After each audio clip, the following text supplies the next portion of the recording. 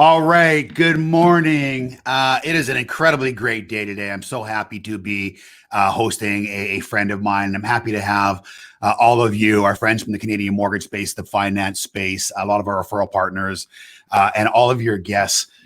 This week's guest on Level Up series is someone who I'm so proud to have on the show.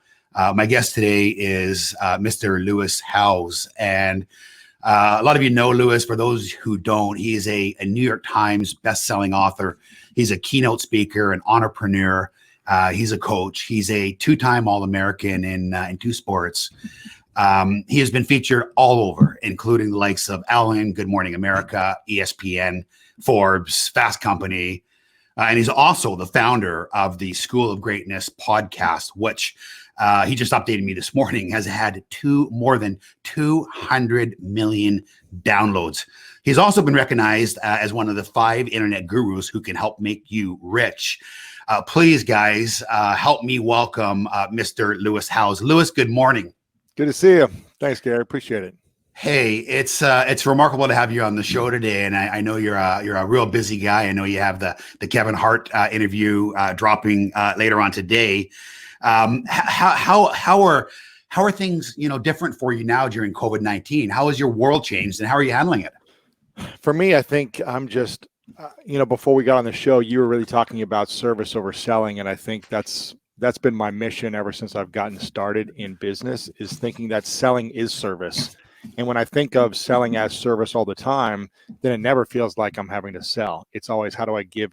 And people naturally want to buy when it makes sense for them, whether it's our services, our products, programs, whatever it may be. And I think I've dove even more into that, like in these last 2 months, just like you said, you've been doing with all these interview series and just trying to give back to the industry and opening up your secrets and sharing more. That's all we've been trying to do, is just dive in, give, and serve. And I think when we come from that place as individuals or humans or entrepreneurs or agents or mortgage brokers, you're always going to get more out of that service mentality.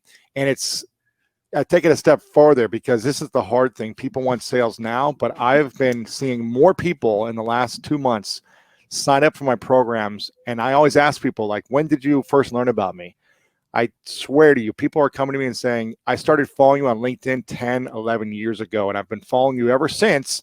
And I decided to sign up and buy now, 10 years later. So crazy. I'm giving and giving and giving. You never know when that act of service or just helping people will come back when it's the right time for them. So I think that's what I've been doing, and I know that's what you're doing as well. Yeah, well, and thank you for that, and I couldn't agree more. It's interesting because I want to start with sort of your backstory a little bit. It's really easy. People think that people who are successful or who have a broad audience, or who have done something great. Often we think that it's different than all of us, and he must have had a leg up, but you didn't have a leg up. I mean, your story is incredibly interesting, and it's one of adversity. And I mean, life's not easy. And you were a pro athlete that had your dreams dashed by a career-ending injury. Your dad suffered a serious accident, and he was your world when you were quite young, and he was the coach, and his interest in you and changed immensely because of the accident. Your brother, obviously, when you were, I think, 8, made a mistake and spent 4 years in jail. And, you wound up on your sister's, sort of couch, dreams dashed, wondering what the heck I'm going to do. Right. And you started out by reaching out via LinkedIn and asking people, what they did to become successful. Can you share that story for us? I mean, it is fascinating, because this has been a road to where you're at right now via the School of Hard Knocks. No easy roads. Yeah, you told my story better than I could probably tell it. But my whole life was to be a professional athlete. That was the goal. It was first go to college and be an All-American. That's what I dreamed of as a kid. Then go play professional football. And in the first season of playing arena football, which was not the NFL, so I wasn't making a lot of money, but I was getting paid to play, I got injured. And as a guy who had zero backup plan, I didn't have a college degree at the time. I left early. I was horrible in school. I'd never wanted to go back in the first place because I didn't learn well from traditional schooling. I really, at 22 years old, was like, what do I do with the rest of my life? I'm injured. I'm on my sister's couch. My dad had suffered an injury. He was in a coma for a number of months. And so I didn't have this backup plan where I was going to go. He was actually an insurance salesman for 32 years with Northwestern Mutual in the US. And he was kind of like grooming me to be an agent. I did an internship with them. And he was like, one day you'll be able to take over my book of clients. And it was probably the best thing that never happened to me, because I remember not being fully excited about his dream. I had my dream. It got ended. And I was like, you know what? I need to go on a journey to discover what my new dream is, if there is a new dream. And if not, then I can go do this and be with my dad, and maybe that will become my dream. But it wasn't truly what I wanted. And so when he got in his accident, he had to sell his book. He had to sell books of clients to his partner who was running the health insurance side of things. And it kind of forced me into another direction. It was like no way to go do that anymore. So it was the greatest thing. I didn't have his financial backing. I didn't have any money coming in. I was in college debt. I was living off 3 credit cards, and I had a cast on my arm for about 6 months from here to here, just in this position for 6 months on my sister's couch. And after a year and a half, she finally gave me an incredible gift, the gift of tough love. She said, Lewis, you got to pay rent. For a year and a half, I was living rent-free. And that push, it forced me to get creative as an entrepreneur, because I never knew how to make money before that. I'm 23, 24 at the time. I wasn't the young kid like trading baseball cards. I wasn't doing the lemonade stand thing. I didn't do the hustling of like mowing lawn. I wasn't like this hustler in terms of an entrepreneur. So I didn't have those skill sets. But I think we can learn these things if we need to, because I learned them when I thought I would never be in that position. And that's what I started doing. I started reaching out to mentors. I started going on LinkedIn for about 6 to 8 hours a day. And I was just connecting with people and finding ways to add value. I didn't have any skills at the time. So I would just ask them, can you tell me what your biggest challenge is? And I would ask CEOs all the time this. Yeah. And they would say, I'm really looking for like a head of sales, or I need a marketing person, or my website is horrible. And because I was developing such a strong network, all I did was connect people. I said, oh, I know the perfect person, and I'm going to connect you right now. I just did that over and over all day. And by being in service to people's problems and challenges, I became the champion of their life. I became someone they could rely on, someone they wanted to give money to, someone they wanted to introduce to for other opportunities. And I think you're always going to benefit by serving others and helping in them. And that's just been kind of my motto over the last 10 years since doing that. Well, one of the things you did that I love so much, and when I read it, it was so inspirational. You started reaching out and connecting people, of course, and you were always curious, so you asked these great questions. But as you asked these great questions, you started to get sort of inspired, and it started to tweak the fires. And you actually made a list of everything you were afraid of. Yes. And then you committed to overcoming these. And there are things like dancing, salsa dancing, public speaking, things like starting a business, which now, looks like, so elementary because of what you've created. Sure. Tell us about making that list. I remember as a young boy being scared of everything. I would literally, this might be too personal, but I would wet the bed all the time until I was probably 8 or 9 years old. In the middle of the night, I would scream, crying for my mom, probably till I was 9, 10 years old. And that's embarrassing for me to say, being like, I was 9, 10 years old, still wetting the bed, still so scared of the dark, crying for my mom, to where she would come in and literally lay next to me until I would fall asleep at 9, 10 years old. This is before middle school, right before. And I just remember being scared of everything. And when I became a teenager, I was terrified of what most teenage boys are all terrified. I don't know if you can guess, Gary, what most teenage boys are terrified in school. Can you take a guess? Girls. And I was like the most terrified to speak to a girl. I felt like I wasn't smart. I felt like I was this tall, goofy looking, ugly kid.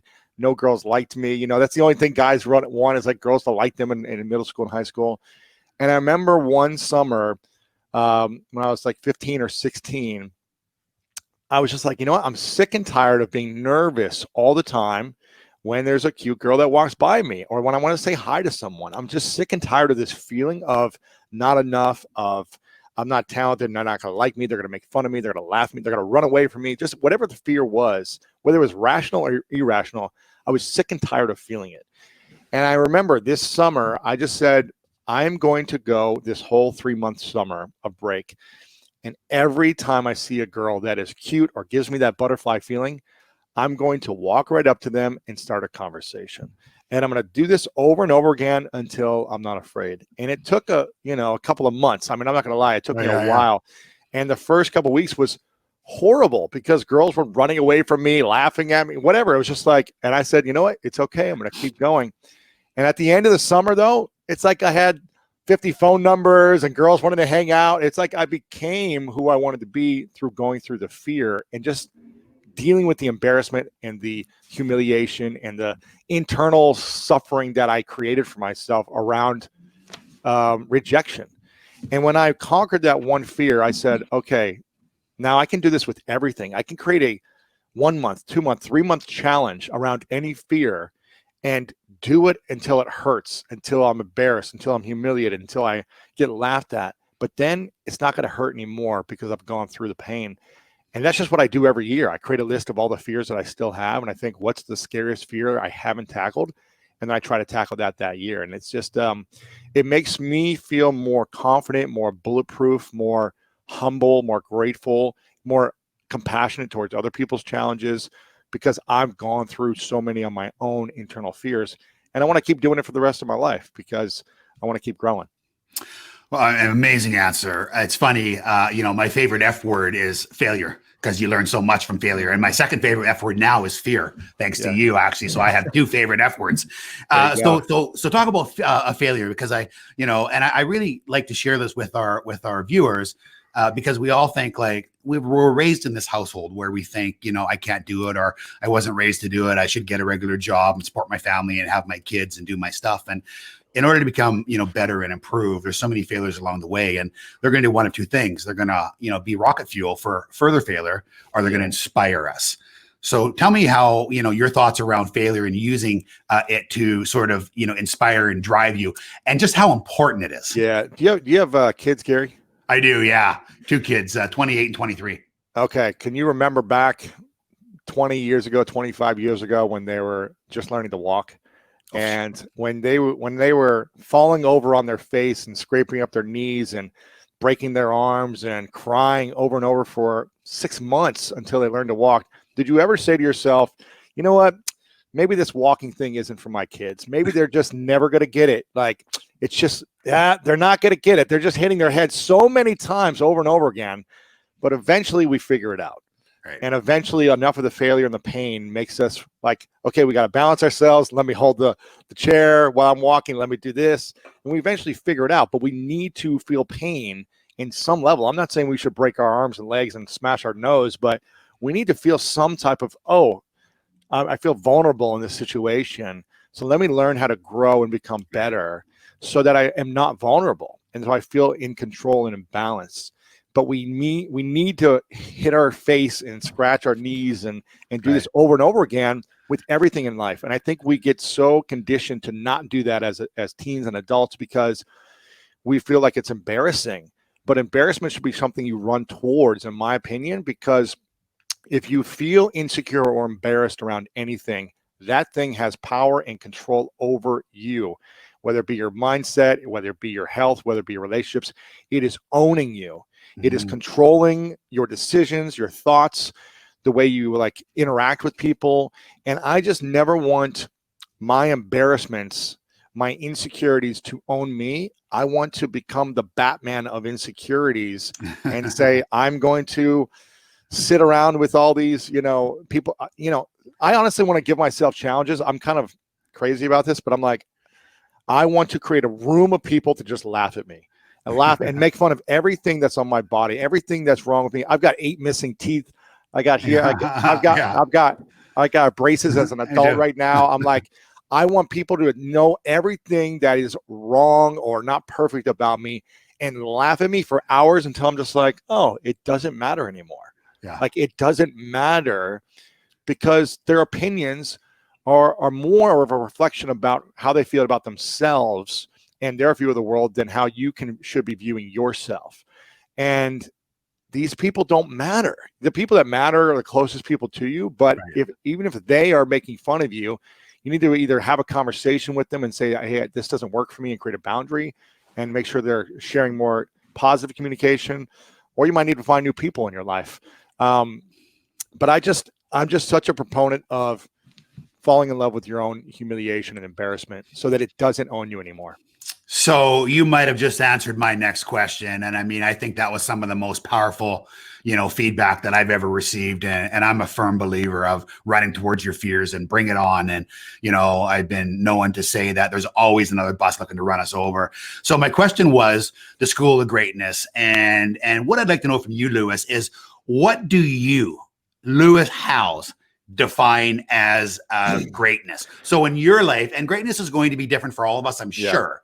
But in your life, if you wrote down now just some bullet points, what I define as greatness, what would those be? For me, it's discovering the unique talents and gifts that are within you and using those gifts and talents to pursue your dreams. And in that pursuit, making the maximum impact on the people around you. I think it's, success is for you. Greatness is for other people. And when you want to achieve success, it's about what you accomplish, what you gain, what you the rewards you have, the awards you have, the shiny objects that look cool, and that's all fun. But that's success. Greatness is about the impact you have on other people, and so you can have both. I think it's cool to be a New York Times bestseller and do this and build a big company. That's great, but that's for you. Yeah. And the impact you have on others is all about how great you are. In my opinion, that's my personal difference. Yeah, it's funny. We always talk about, so many of us, and you have a whole bunch of entrepreneurs on this call, and I always say to people, in order to grow your business, you have to grow yourself, and in order to grow yourself, you have to know, sort of where you're going, and you have to define what it is that you want. So, I mean, you have interviewed. It seems like everyone now, almost 1,000, podcasts, Kobe Bryant, Tony Robbins, Mike Tyson, Grant Cardone, Tony Hawk, Alanis Morissette, Scooter Braun. It goes on and on. Kevin Hart today on the episode. Kevin Hart today. Yeah. I can't wait. And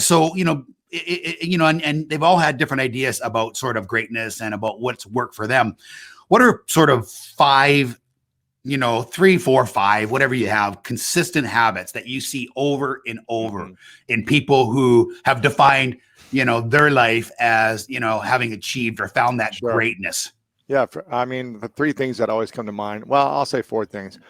The first thing that the greatest people in the world all have is a clear vision. You just said it 30 seconds ago about getting clear on what you want. If you don't know what you want, you're going to be stuck in no man's land or going to be spinning circles.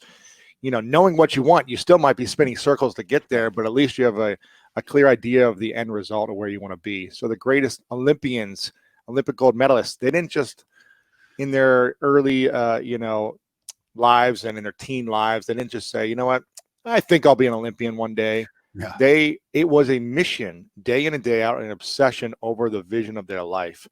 So that's the first thing, is having a very clear, defined vision. And what I do personally is I write down the goal that I have. And I started doing this at a young age. I would write down the goal, and then I would, within a year goal, I like to write down goals for the long term, but things that I can see myself accomplishing within a year. It could be 6 months to a year. I'll write it down, and then I'll put the exact date and time that goal will be accomplished in the future within the year. And then I'll sign it like it's a certification that I've already achieved the award for that goal. Right. And I put that on my wall, and I stare at it every day, and I just ask myself, what am I doing today to make this happen? Just to keep it forefront of my mind and kind of trick my mind. So having a very clear vision is key. And our vision can evolve and grow, and dreams can change over time, and that's cool. But just knowing what you want and reevaluating it if that's the same vision you want. The second thing is, Gary, you've done this over your life, and all the people you work with have all experienced some type of extreme adversity, whether it be, I don't like to compare people's pain and adversity. We've all gone through internal challenges that affect us deeply. And just because you didn't have 5 people in your family die or overcome cancer or something like that doesn't mean that your challenges aren't as strong and powerful for you as it might be for someone else with something else. But the greatest leaders in the world have faced extreme adversity, and they turn their adversity into their advantage. They don't allow it to hold them back. The thing that Kevin Hart said, Kevin Hart has a very public last few years of some adversities he's been through, from Right. an infidelity with his wife, from the whole stuff with the Oscars. Like, he's had a few years of, man, just a lot of media attention bashing him. And he said, I never let it affect me because I know what my true character is. I know who I am. I know I'm not perfect, and I don't beat myself up over making these mistakes. I look myself in the mirror and I say, you dummy, that was stupid. Like, Yeah. that was okay. You know what? You made the mistake. Don't do it again. Own up to your apology. Like, you gotta work hard to gain your trust back with people. You gotta work hard in your relationship. You got to do these things now. So hopefully you'll be smarter in the future. And I said, how did you? It seemed like you kept thriving in your career, even amongst the great adversities that you're facing. And he said, because I don't let it get to me too much. I address it, I own it, and then I focus on my vision and I use it for my advantage. And so I think the greatest don't go hide in the hole when they get knocked down for a year or two. They say, how can I do my best, reflect, be better, and move forward? That's the second thing. The third thing is for me, it's a lot of the habits and routines that each individual creates for themselves. And there's lots of habit talk out there. I think it's just finding what works for you to have you have peace of mind, to have a healthy body, and have a healthy heart. I think whatever that habit is for you, whether it's meditation or drinking lots of water or eating, healthy, whatever it is, it's creating those habits for you to have a healthy body, peace in your mind, and a healthy heart. And I think when you can do that, then you have the energy and the desire and the will to then take on these adversities to pursue your vision. And the fourth thing I would say, there's 8 key principles of greatness from all the people I've interviewed, but the fourth thing I would say is what we talked about in the beginning, which is what you've been doing nonstop in your industry and with your company and your team, is living a life of service. And as a young boy, in my teens and 20s, my life was not about serving others per se, even though I did through my sports as inspiration and things like that. It was all focused on me. How can I achieve my goal? What can I do for me? I need people to help me. It was very success, selfish focused, which isn't bad, but the greats go beyond that at some point. They achieve certain things, and then they think, how can I achieve and then bring everyone up with me towards my success so that everyone wins around me? And they live a life of service. So those are the things I would share. Absolutely incredible. Yeah, it's funny because, life's a journey, and the old saying, the older you get, the wiser you are. The reason why it's been around for 1,000 years is because all those old sayings are absolutely true and accurate. Right. I mean, I've been the poster child of dumbass over the years, and you look back and you go, "Oh my goodness, I'm so glad I got through it." And I know, and you learn so much from it. So you've interviewed, obviously a lot of people. Is there one or two or three? And I know everyone resonates for a different reason, but is there one or two or three guests that have had the greatest impact on you, and why? I'll throw it up to a fellow Canadian for you. Robin Sharma came on about a year and a half ago when I was going through some own personal adversity, and I was under one of those pressure moments of attack from just the public courts, I would say, of their opinions about me about some stuff. And he came on and did an interview with me, and just really, it was like the time he came on, the wisdom he shared about purging toxic things out of your body, out of your mind, and the people in your life. And he says every time that you are under pressure, or we're feeling like we're under a judgment or whatever, whether it be in a small circle of people, whether it be your company and there's gossip about you, whether it be you have a big audience like me and there's lots of rumors going around. He said that's the time where you get to purge.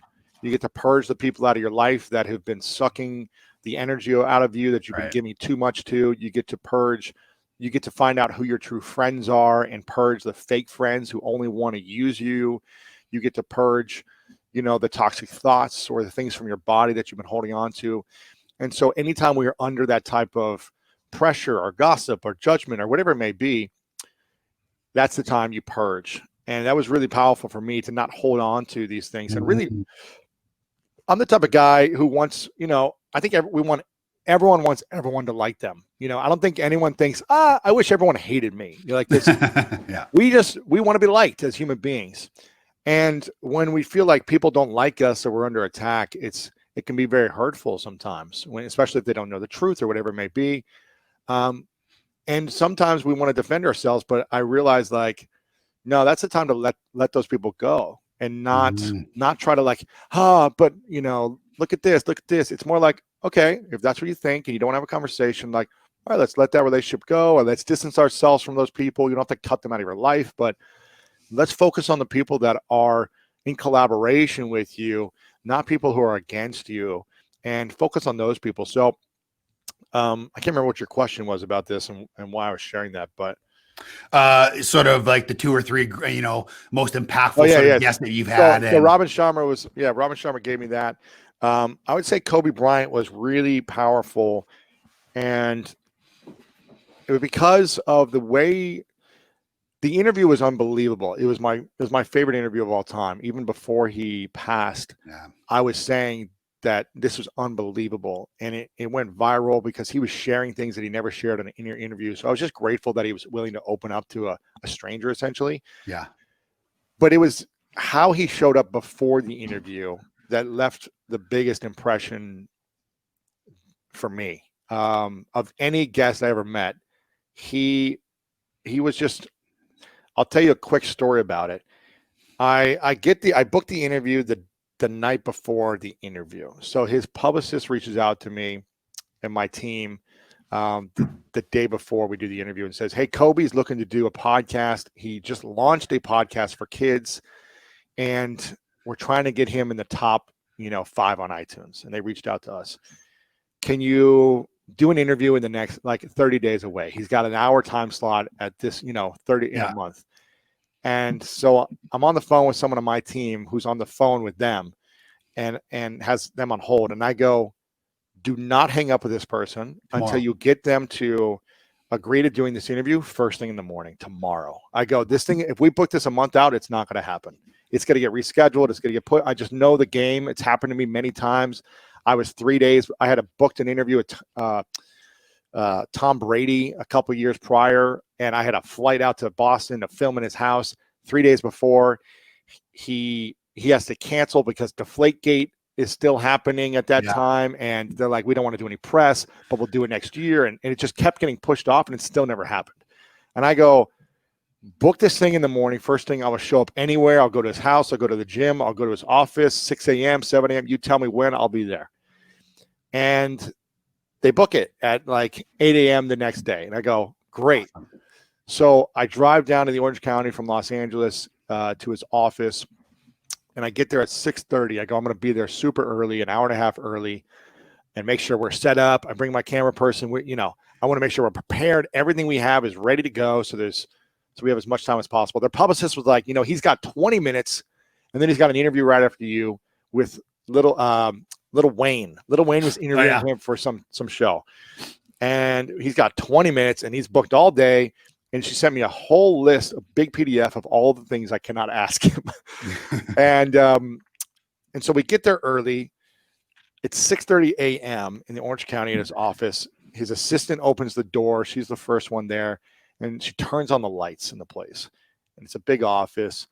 And she's like, here's normally where we film. And I was like, I don't like this angle and this spot. Can we walk around the office and just see if there's a better location? She said, sure. So we walked down through the office. There's at one point a big kind of hallway with glass windows on each side of conference rooms and offices that opened up into another big spot. And we walked down this glass hallway into the other big space. And I'm like, nah, I don't like it over here. Let's go back across and see the other spot. We walk back through the glass hallway with offices. And at the last office on the left, walking through until you open up into the big opening, the office lights are off. But I glance over for a second, and in the back corner of the room, probably 30 feet away, just in the corner, looking up at the ceiling like this is Kobe Bryant. And he's looking, he doesn't see me. He's kind of like turned to the side, so he doesn't see me looking in. And he's looking up. There's no computer on. There's no phone in his hand. There's nothing. It's 6:30 a.m. He's the only one in the office looking up like this. And I just took a double take as we walked by, and I asked the assistant, I go, is that Kobe? And she was like, yeah. I was like, it's like 6:30 a.m. What's he doing here? The interview's not for an hour and a half. She goes, he's been here for an hour. I go, what? I go, he's been here for an hour. He's always the first one in here. And I go, are you kidding me? And she was like, yeah. And he was in the gym at 4 a.m. with his daughter, the one that passed as well, working out with her before that. And I go, what? This is crazy. I was like, you telling me Kobe Bryant, who's won 5 NBA championships, who, by the way, he just won an Oscar just before this. Wow. For most people that don't remember, he just won an Oscar. He's in the office at 5 a.m. I'm never an hour early for my stuff. I'm like 5-10 minutes before I got to get on thing, if anything. And I was just like, wow. And literally the lights were off for about an hour while I was setting up. We set up right next to this. He couldn't see us, but I could see the office lights, and they were turned off for the next hour. About 15 minutes before the interview, now there's people coming in the office, like his team's getting there. Lil Wayne, like 20-person production crew is there, bodyguards, like getting set up somewhere else. Me and my like 2 cameras and 1 person and a couple mics. I'm like, this little rinky-dinky production setup, but it's effective. I'm like, man, okay, he's going to come out like right in the minute. He came out literally like 2 minutes before the 8 o'clock hour. And we had this great 3-minute chat. I go, okay, I got 3 minutes with him essentially before we get started. I got to build a relationship with him because we only got 20 minutes. And the things that he talked about before the interview, the connection he had with me was like we were best friends. And just to see someone at that level of success and accomplishment and afterwards he goes, you know what? Ask me whatever you want and take as long as you want. Because I mentioned, I go, your publicist told me what I can't share, this and that. He goes, take as long as you want and ask me anything. And I just thought that was really cool that he, one, set an example by his actions, not by what he said. Mm-hmm. He was there. He was actually there at 5:30 a.m. before anyone else as the leader of his team. Now, I'm not saying, we should be at our office 3 hours before we need to be there or whatever. Right. Like, I'm not saying that's the way I want to live my life, but just to set the example was like, he didn't show up to the interview 15 minutes before and walk in the office and say, you know what, it's important to get there 3 hours early and prepare your mind and visualize the day. He showed it. He didn't know I was going to see him. Right. He didn't, because they usually film in another part that doesn't cross that part of the office. Right. But I was like, man, this guy is something else because there's a reason why he was able to achieve at the highest level with his discipline and his showing, not telling. And I've heard many stories about how I interviewed Jason Williams. Sorry if I'm going a little long here, but no, good. We love it. I interviewed Jason Williams, who was the National Player of the Year, won a national championship at Duke basketball, and he's a ESPN analyst here in the USA. He played in the NBA for a few years, got in a motorcycle accident, and then retired. And he said the first time he played against Kobe, the Lakers, and he was playing for, I can't remember, the Bulls or something. He was like, I'm going to get to the gym super early. And he got to the gym super early before the game, and Kobe was on the court before him. Yeah, and he said, you know what? I'm going to stay here super late. And he shot for a couple hours, warming up or whatever, and Kobe was still shooting, and he was like, man, I'm getting tired. And he left. And Kobe stayed just to prove a point that he would outwork him. And he told that story to me when I interviewed him, and he was like, it's more of like a psychological warfare as well. It's just like, I'm willing to outwork you. Yeah. It's like, I'm not better than you, but I'm willing to be better at outworking you, which will get me certain results. Yeah. And I think that's, again, I'm all about balance in life and, living a rich life in all areas. But if you want to achieve something at that level of success, he was a great example for that model. Wow. I mean, just phenomenal. I'm going to be clipping that and using that. I mean, thank you for sharing. Of course. It's interesting. You talk about Robin Sharma and the impact that he had and how to just leave all your baggage at the door. For those that don't know Robin Sharma, I recommended his books in the past, The Greatness Guide, The Monk Who Sold His Ferrari, The Leader Without a Title is one of my favorite ones. good old Canadian boy with great content. So thank you for Great guy. sharing that. You just talk about, I'm going to, the way you explain Kobe, you talk about hustle. And I know your thoughts on hustle. I've read enough. Can you talk to us about the need for hustle and what hustle means to you, especially in the early years of your business? Yeah. When you really, need to hustle in order to make it.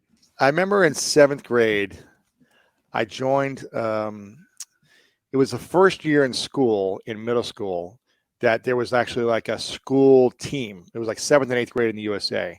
Before that, you're just playing like club ball in the summers or whatever for baseball and basketball and all these soccer. It was just like, okay, you're part of a rec team. Then 7th grade is when it's like, okay, now there's a school team and there's a coach and the whole thing, and you play against other schools. And I remember I'd been playing basketball for years, and it was really important for me to make the team, number one, in 7th grade, because it's like what I wanted to do. And then 2, be a starter. And I wasn't a starter at the beginning in 7th grade. And I remember just thinking, hearing the coach say, like, I want people who are willing to fight. I want people that are willing to hustle. I want people that are willing to sacrifice their body to make a play. For whatever reason, that stuck out in my mind. And I wasn't, I was kind of like this goofy, gangly, tall kid who didn't have all my facilities kind of like together yet, my coordination yet. I was good, but I wasn't like together with my body. And I just said, you know what? I'm not the best, but I'm going to be the best hustler. And every time there's a loose ball, I'm going to dive and sacrifice my body. Every time it's a ball's about to go to bounds, I'm going to dive and show effort. And after a few weeks of doing this, he made me in the starting rotation. And I remember just saying, like, okay, if I hustle, I get the result I want. I become a starter. I become more valuable. And I just did that through all my sports career. And I just said, when I did my business, I was like, I don't know how to do business, but I know how to hustle. And I'm going to, in the first couple of years, you got to build momentum. So you got to put more effort and energy into launching something. There is no balance when you're launching something. And so I'm up till 2, 3, 4 a.m. every night, adding contacts in LinkedIn, building relationships, doing what I can, throwing little free events. I was just doing whatever that I could to get something off the ground.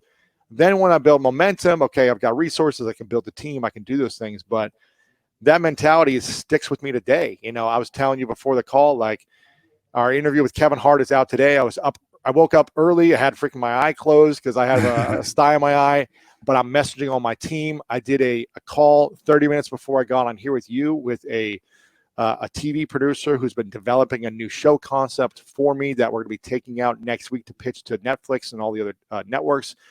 I did this, and then I was texting with the publicist, texting with the social media team, texting with my producer about promoting the Kevin Hart interview. I've got another live webinar in this afternoon for a few thousand people. In between, I'm going to be filming live content for my social media to promote the podcast. It's just, there's so many things I'm still doing because I still have a vision that I want to reach. And so, I'm just constantly focused on hustling at the right time. I think when you hustle all the time, you might get burned out. And that's why I really relax on the weekends. I just kind of lounge around and let my body and mind rest. But during the week, I'm going hard. It's amazing, Louis. I mean, there's so many, when you look at an entrepreneur, and someone who has, continued to grow and built their business, so many of the traits that you're explaining, we see in all of them, right? As they say, success leaves clues. Incredible. One of the areas that you have just excelled is building your personal brand and using social media to build your personal brand. I have a lot of people out here probably listening in or on one of the, live stream podcasts right now that maybe haven't started to use social media as effectively as they should. Can you speak to us about building your brand, the importance of using social media and building that authentic voice on social media? Yeah. What are the steps? And most of the people on your team are all mortgage brokers, right? Yeah. It's not realtors, but mortgage brokers. There's a difference, right? So I mean, our own personal company, we're the largest mortgage professionals in the country, but there's lots of realtors and referral partners and public. There's thousands of people that this is being live streamed to right now, and we had a huge amount for the actual podcast. But mortgage brokers do business with realtors more than they do business with the the homeowner. Is that correct? Or is it? No, most of our business, I mean, certainly we work with realtors because realtors, have the ability to bring us, an ongoing customer base. But a lot of our business is with, Canadian consumers that we've provided mortgage financing services for years and years and years. Gotcha. I mean, for me, at an early age, 10 years ago, I wouldn't say early age, when I was starting in my career, for whatever reason, it was just like, okay, I saw people who were building their personal brands, and the reason people were following them was simple. They were creating educational or informational content to help others. They were what people call thought leadership now. It's like they were posting information that would help their audience improve something, improve their personal life, their fitness, their real estate stuff, whatever it may be. And so I remember just saying, I'm going to start creating content. And the more I put out relevant, helpful content, and early on, I was like, well, I don't have any skills, so I'm just going to be the curator of content and just find industry insights and then share it and then add my opinion to it without having to create anything.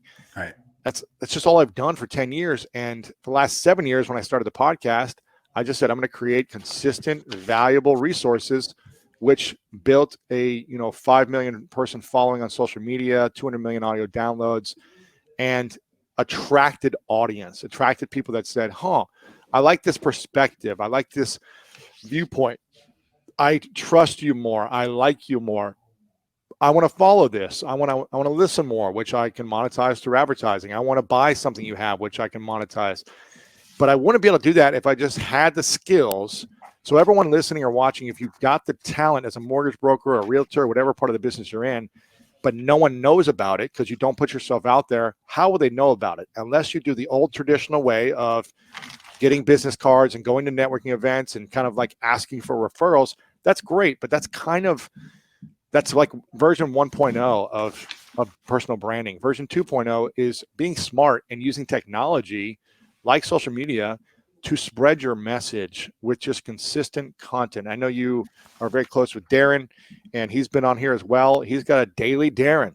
Yeah. Like, people wouldn't know who he is unless, and I'm not saying you need to post something daily, but he grows by adding value with a 3 to 5 minute video once a day. That's just his personal style. You've got to be finding at least one platform that you can post something daily. Otherwise, you're going to do 1.0 version, which is, okay, I'm going to go to my weekly business networking event here in my local community in Canada, and I'm going to ask for more referrals and trade the business cards, which we've all done. Done in the past. That's just 1.0 version, and you're going to get 1.0 results. So it's time to step up into 2.0. I highly recommend LinkedIn. I've been getting back on LinkedIn. I pretty much divorced LinkedIn for 5 years. I was so sick of it 5 years ago because I was on it all day for years of my life. And I was just like, I can't look at this anymore. And they weren't innovating the platform the way I wanted, where Facebook and Instagram was, that I just literally stopped. I said, I don't even want to log in. And then about 3-4 months ago, I said, let me check this LinkedIn thing out again. I hear people talking about it. Let me check it out. And man, it is so powerful. I'm getting so much engagement on just sharing one sentence quote, a one sentence idea. It doesn't have to be like this creative design video, whatever. Like, just post a thought about the industry, post a feel good message.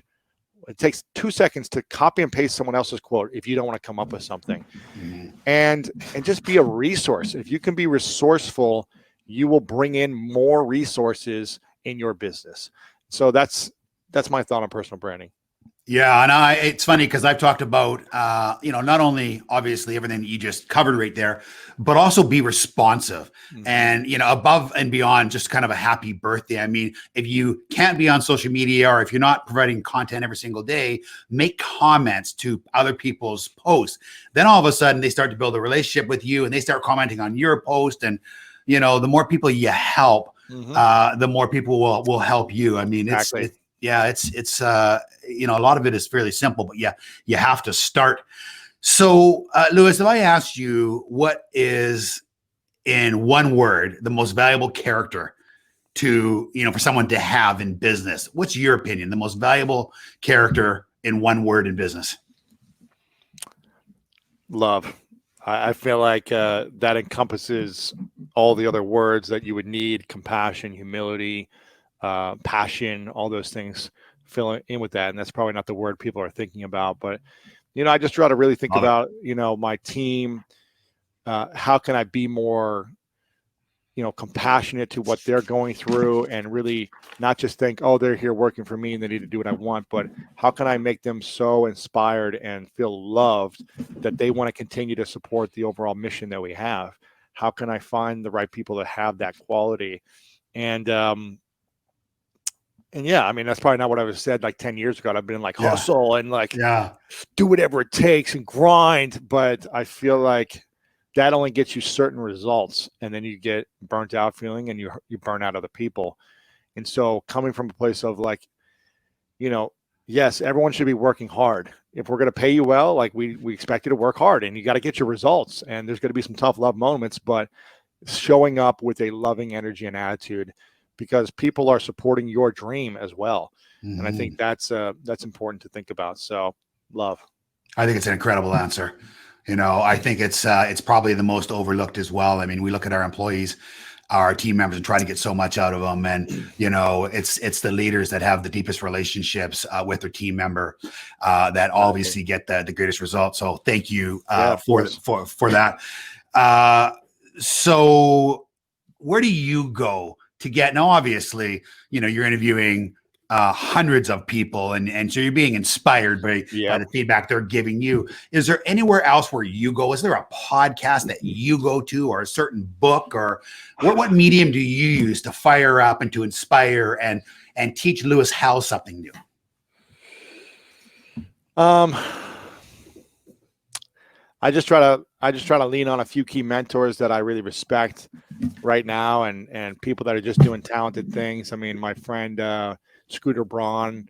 I try to look outside my industry and see who is doing incredible things outside of my space that I can learn from, and kind of pull for inspiration back into my space. So Scooter Braun is a friend who is, the biggest music manager in the world, represents, your fellow Bieber, Canadian brother, Bieber and son, Ariana Grande. Everyone. He's the king right now, and just leaning on how he does things. And, my friend Rob Deerdeck, and all these people I interview and then become friends with, which is kind of nice. Not everyone, but a lot of them I become friends with. And so it's nice to interview them and learn, and then continue a relationship. Rob Deerdeck is a friend of mine and a mentor. He is a TV producer, former skateboarder, who's translated into an entrepreneurship and business. He's just got a lot of wisdom. And I try to, a lot of, therapists, I feel like learning more about inner peace and love is like the key to all of our success. When we can take care of our inner world, like our outer world shines. And so I try to lean on a lot of therapists who just understand the inner world, and letting go of anger and resentment and forgiveness and all these things, because I think it's a constant process for us. And the bigger we grow, the more challenges typically come our way that we need to learn to overcome. Mm-hmm. So just trying to stay close to people that are much smarter than me and learn from them. Yeah. One of the things that you talk about, and we mentioned it earlier on, was around habits and the importance of, always adding new habits in. And, you list some of the habits that were important to you, and they can be simple habits, like making your bed every day. Making your bed is the most important habit for me. It sets the tone for the day. Clean bed, clean day. Yeah. And it's incredible, right? Because it's something so simple. So for anyone on the call right now that is saying, what can I take away? Is it out walking 30 minutes a day? Is it making your bed? Is it unloading the dishwasher every day? Like, who knows? It doesn't have to be something monumental where you go, oh my God, I'm not going to change my world, and this has to be vital and important. It's simple. I've got this thing here. It's called the Hydromate, which I'm not endorsing by any means, but it's just a simple water bottle that tells you how much to drink every few hours. It's like, you've got it, keep going, you're halfway there, no excuses. It's just like, I don't know if you can read it that well, but it's that's good.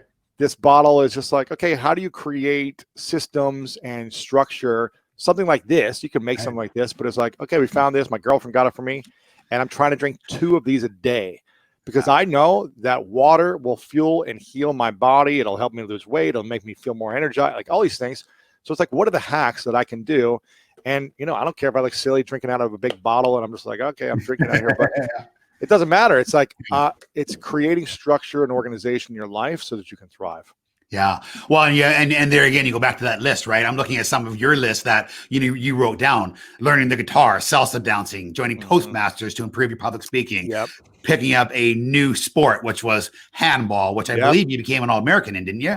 National champion in. Actually, we went to Canada and we won the national championship in Canada.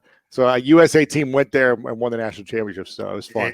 Incredible. Just things like learning how to write books, how to build a website, podcasting and editing, all things now that we look back, that you've achieved because you made a list and worked through them. For anyone on those calls, just quickly, I want to hold this up. If you haven't seen, this is one of Lewis's book, but Lewis Howes, The School of Greatness. I've just went through it again in this last week. Absolutely incredible. I would strongly recommend that. So I love the habits. I love the consistency sort of around that. So Lewis, what is next for you, right? 200 million downloads. You're absolutely everywhere. What drives you? Like when you sit down and say, okay, I need to know where I'm going. Here is my list of where I want to be in 5 or 10 years. Yeah. The mission for me for many years has been how to serve 100 million people a week.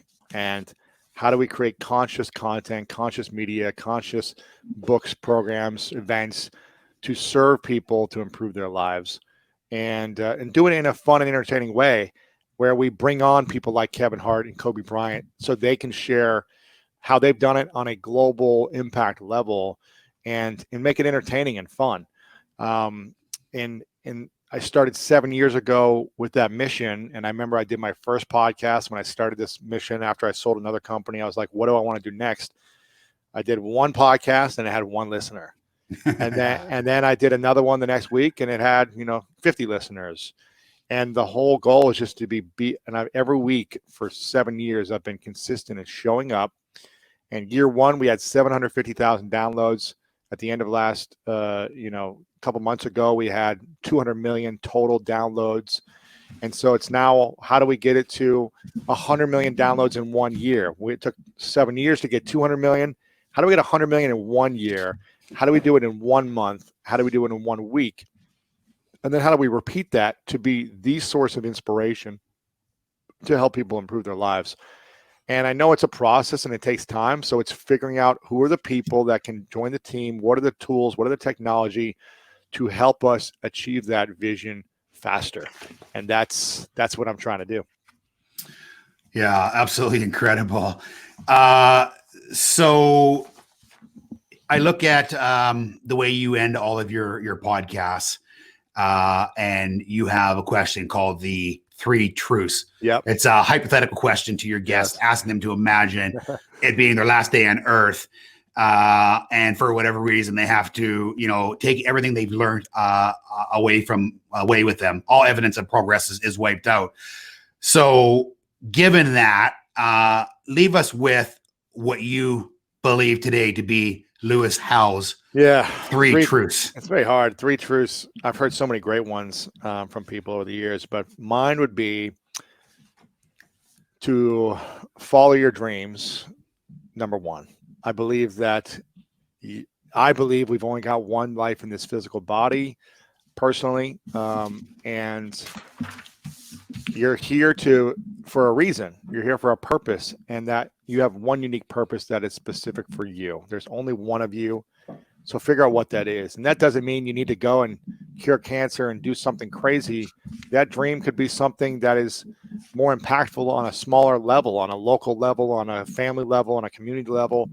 But go and pursue the dreams that you have within you and honor your creator for the purpose of your life in that pursuit. The second thing would be to it's going to be a cheat. It'll be a 2-parter. Take care of your health and be in gratitude. I believe that our body, again, we've got one body. I wish we could transfer into another bodysuit, but we can't. And so you've got to learn the tools and strategies to optimize your health, and gratitude is a great tool for optimizing your inner health. And then the third thing would be to live a life of service. I think when we do things only for our dreams and for ourselves, it's limited. But when we do it in the pursuit of inspiring or helping other people, it's limitless. And I want to sort of just wrap the last sort of 60 to 90 seconds on that, live a life of service. I want to just speak to all of you because I think there's a lesson here. Lewis is probably the one person over, the last couple months that I've had the closest that I know the least from all of my guests. I met Lewis at another event in San Diego. I think sometime last year or the year before, and sort of stayed in touch. Yeah, stayed in touch a little bit. But when I reached out to Lewis and just sent him a text and said, "Hey, bud, I'm doing this now. Would you mind? Would you give it some thought? Would you mind participating?" I'm talking in a very short period of time, he responded and goes, "Yeah, man, I'd love to, like awesome." And he just talks about living a life of service and giving back. And he had so many that helped him along the way, and he's helping us. And I want to thank you for that, Lewis. But I'd like you maybe to explain why that was. Because I mean, you get called on and reached out to all the time, and people want, your opinion and your feedback. Explain sort of like why you decided to do this for us, and a little bit about that service piece. I'm sure just like you, I get asked to do lives and podcasts and interviews all the time. And I want to say yes to everyone. For me, right. I want to please everyone. I want to say yes to everyone. And then I hurt myself because I'm like, man, I overbooked everything. And then I didn't do things for my mission that I need to do today. Right. But I think, I remember meeting you and hearing your story when you stood up and hearing Darren talk about you, and I'm pretty sure you're the one who does the bikes too, right? Yeah. Bikes for kids. Yeah. And I was just like someone who cares deeply about, I'm sure you've got your mistakes and you're not perfect. And I'm sure if I talk to your assistant or the people working your team, they're like, Gary, he's stressful sometimes, but when you at least say, you know what, I'm going to do my best to be of service to my community, to my team. We can always be better. There's always more we can do to give, all that stuff. Right. But I really like the service mentality that you have. And when people come from that place, I try to do my best to help out if it makes sense and if it's the right timing. And so I just, I just want to be of service as much as I can to people that really care and that are doing big things. So yeah, well, we're incredibly grateful, bud. And if I can ever do anything for you, God, I mean, you have a friend, you have a friend in me, and I mean, I just can't wait to re-listen to this interview. And I always splice it and dice it, and I take all the best things and I add it to my book and I put it in my phone. Wow. And this is going to be an exceptional one. I had so much fun. It was so great to get to know you a little bit better. Send me the notes, the recap. I'd love to see what you. We'll send you the notes. We'll send you the video. We'll send you all of that stuff. For all of you, I know Dave has posted it on the screen, but lewishowes.com, School of Greatness. Mm-hmm. Download his podcast. I've been listening to a lot of them. They're absolutely absolutely incredible. Before I let everyone on this call go, I want to thank all of you for tuning in and for giving us, more than an hour of your time. We're having a riot doing what we're doing, and it's all because we get to, help you guys do what you're doing. And we have the most incredible team in the Canadian mortgage space, and I'm grateful every day and pinch myself. Next week, a few weeks back, we had Kevin Cochran from Enriched Academy. And we said we would do a separate program where we invite all of your kids to a program. So we're doing a program next Thursday. It's a smart start to financial literacy for teens and young adults. Before everyone goes back and the kids are free to go out with the relaxation on the COVID rules, get them together one last time. I promise you next week, we're going to pop the lid off of all these young minds of what they have to do to start thinking about financial literacy, and the ideas to get them started, teaching them what they didn't learn in high school, or maybe even what a lot of our parents haven't learned. So you're going to see the link go out later on today. Please click on that, get registered. Lewis, I'll send you a message offline. Thank you again very, very much. Unbelievable grateful. What a great day. Thank you. I appreciate it. Yeah, we'll talk soon. Thank you. We'll see you. Bye.